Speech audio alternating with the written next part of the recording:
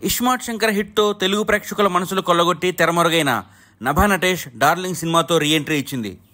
ఆమె తన మొదటి సినిమా నుంచి అన్ని వర్గాల ఆడియన్స్ను ఆకట్టుకుంటోంది. గ్లామర్తో పాటు పెర్ఫార్మెన్స్తోనూ మెప్పించగల ఈ మంగళూరు స్టార్ యాక్సిడెంట్ కారణంగా సినిమాలకు దూరమైంది. 2 ఏళ్ల కిందట జరిగిన కారు యాక్సిడెంట్ ఆమె కెరీర్కు బ్రేకులు వేసింది. ఆ ప్రమాదం నుంచి తేరుకున్న నభా నటేష్ ఇన్నాళ్లకు మళ్లీ స్క్రీన్ మీద కనిపించింది. ఆమె లేటెస్ట్ మూవీ డార్లింగ్ ట్రైలర్ రీసెంట్గా రిలీజ్ అయింది.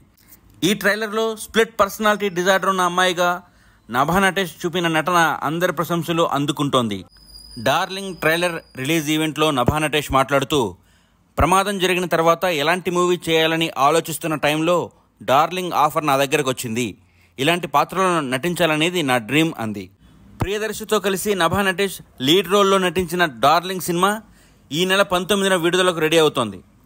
Please subscribe Tollywood TV for latest movie update.